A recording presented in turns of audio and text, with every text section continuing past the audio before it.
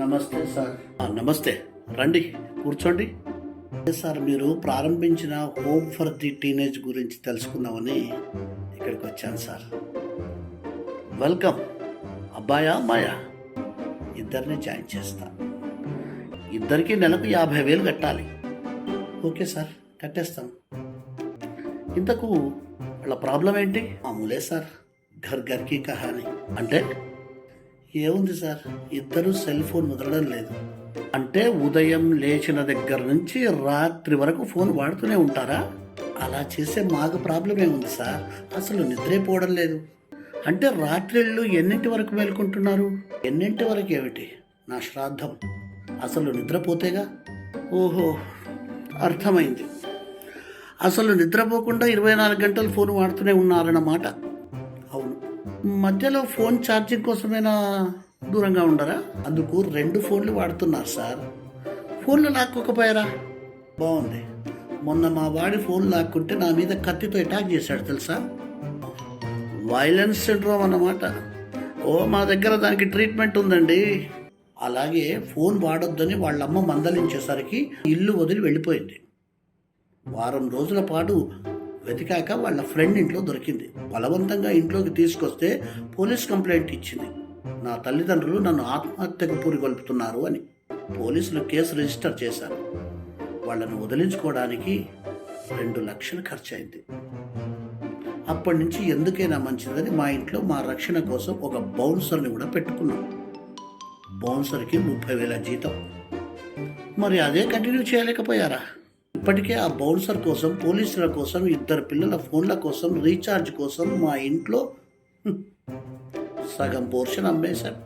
మిగతాది కూడా అమ్మితే మేము రోడ్డున పడతాం. ఓకే, అర్థమైంది. కానీ మా ఫీజు ఎలా కడతారు మరి? మీకు కట్టడానికి మా ఇంటి మీద బ్యాంక్ లోన్ తీసుకున్నాం. గుడ్. రేపే మీ పిల్లల్ని తీసుకొచ్చి జాయిన్ చేయండి. మేము ఎలా తీసుకొస్తాం? ఇక్కడికి తీసుకొస్తామని తెలిస్తే వాళ్ళు అన్నంలో పురుగుల మందు పెట్టి మమ్మల్ని చంపేస్తారు. ఓకే, అయితే మా సెక్యూరిటీ వాళ్ళని పంపిస్తాం. వాళ్ళు తాళ్లతో కట్టేసి తీసుకొస్తారు. అలా రిస్క్ తీసుకుంటున్నందుకు ఇంకో 25,000 కట్టాలి.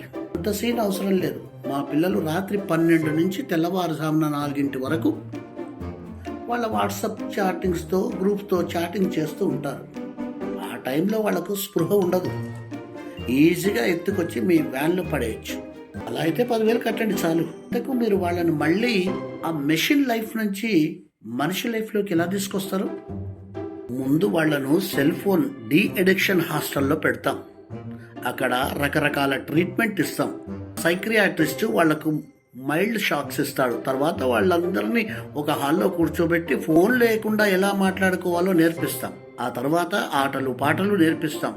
జంతువులు ఫోన్లు లేకుండా ఎంత హ్యాపీగా ఉంటున్నాయో డాక్యుమెంటరీ చూపిస్తాం. పాతకాలంలో ఫోన్లు లేనప్పుడు ప్రజలు ఎంత హ్యాపీగా కలిసిమెలిసి ఉండేవారో మూవీస్ ద్వారా చూపిస్తాం. తల్లిదండ్రుల్ని, బంధువుల్ని ఎలా గుర్తుపట్టాలో ట్రైనింగ్ ఇస్తాం.